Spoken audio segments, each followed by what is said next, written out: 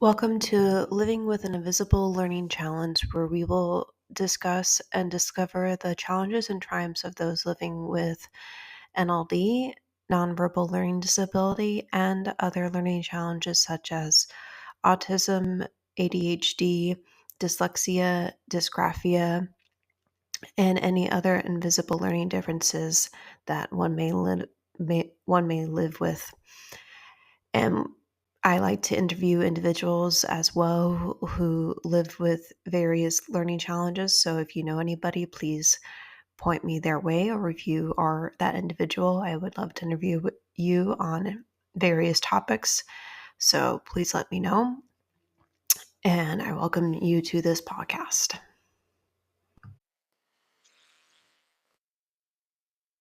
Hi, friends. I'm Jennifer. It's July, which is Disability Pride Month, a time to reclaim our narratives, honor our strengths and differences, and celebrate the beauty of diverse minds, especially neurodivergent ones. Today, we'll elevate neurodiverse voices on pride practices and share tools like music, journaling, and self talk to help you embrace and amplify your disability identity.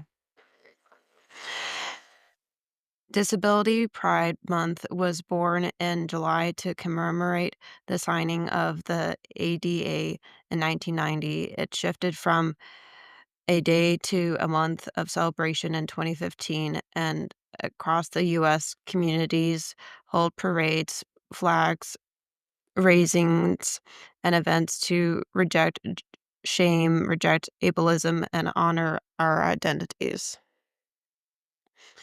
Neurodiversity gold on the pride flag reminds us that autism, ADHD, and VLD, dyslexia, and more are not defects but differences worthy of celebration, not correction.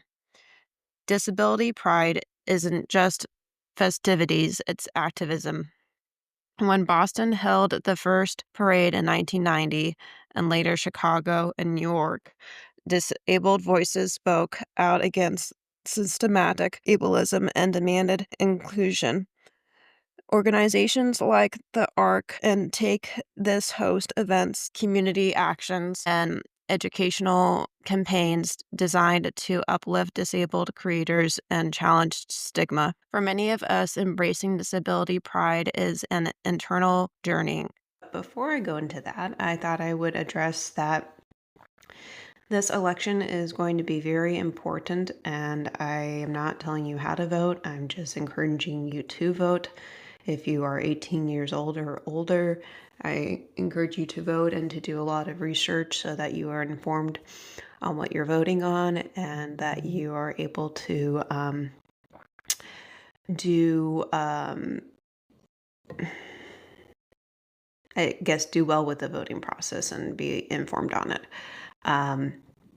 And I am also an ambassador for the NVLD project, and then NVLD project is trying to get the NVLD back on the DSM, which is a manual for mental and learning disabilities, and it helps people get accommodations in school and in life by defining what the disability is and how it affects you in life, and by showing examples and evidence of it, and by giving a clear definition of it. So that's what the DSM is, and they're trying to get NVLD back in there. And in order to do that, they renamed NVLD to developmental visual spatial disorder. I always forget the D. My hope is that when they do that, they will list all the symptoms, because nonverbal wasn't a very good name for it either, but neither is developmental visual spatial disorder, because it's not just developmental and visual spatial.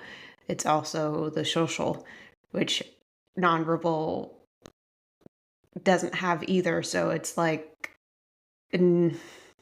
My name that I've kind of developed for it, which I'm not sure if it's very good either, is invisible learning spectrum disorder.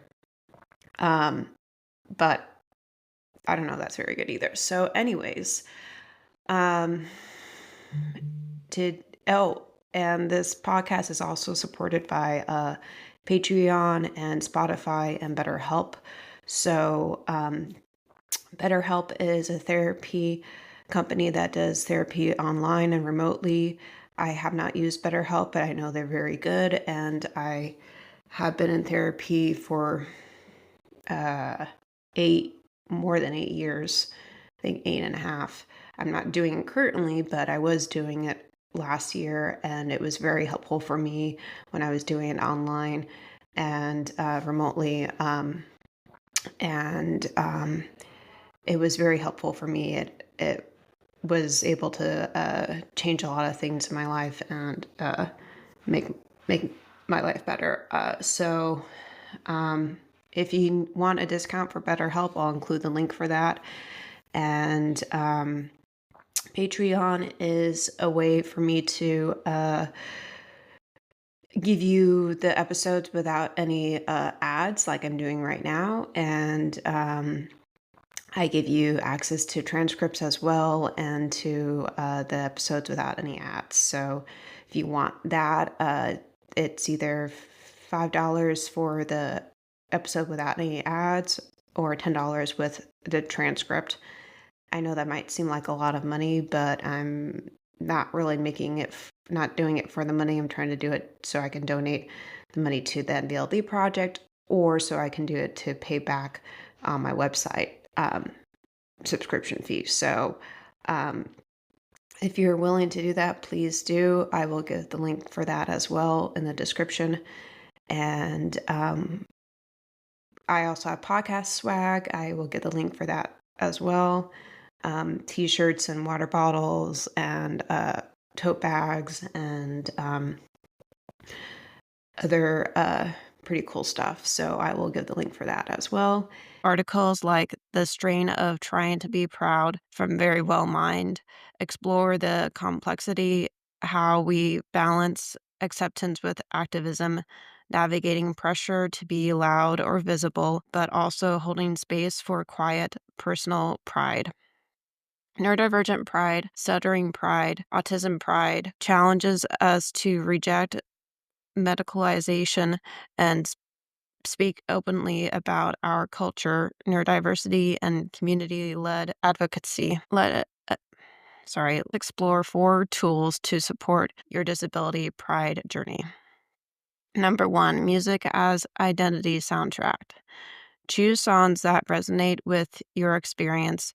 A sonic celebration of who you are listening deliberately can evoke empowerment, nourish mood, and connect you to community. For example, one of the songs I connect with is Invisible by Hunter Hayes. And that for me just speaks to some of the challenges that I feel like I've gone through and also speaks to the temporary part of the challenges and that they're not always going to be there and that eventually they'll go away and you'll have an easier life. So that's an example of a song. Pride journaling is the second one. Write reflections about your identity. Who are you as a disabled person? What lights you up? What challenges remain? This practice deepens self awareness and counters internalized ableism. And I would say maybe instead of using the word disabled, just use the word different or maybe use whatever diagnosis you got because sometimes disabled has too much condescending or discouraging power behind it for people. So you might want to use a different word. That's just my 2 cents. Positive self talk. Replace harmful thoughts like I am broken with affirmations I am diverse, I am worthy, I contribute meaningfully. Saying them aloud rewires brain patterns and boosts pride. Another one I would add is that instead of saying I am a burden, you could say I am unique and that you are special or I am special. Visual pride anchors. That's the last one. Display the disability pride flag, neurodiversity posters, or badges in your space. These visual reminders reinforce identity and belonging.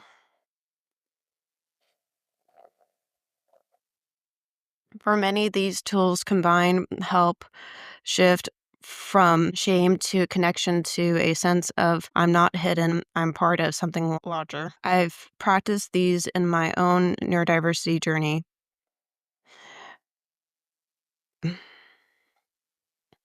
from for NVLD, embracing music playlists that feel like home, journaling and how my brain works, and speaking my identity into existence.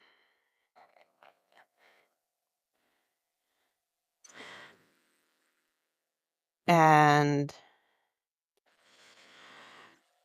then the wrap up this July, find one way to show yourself pride. Play a favorite empowering song, journal what pride means to you, speak one affirmation aloud, display your flag or symbol with intention. Please feel sorry.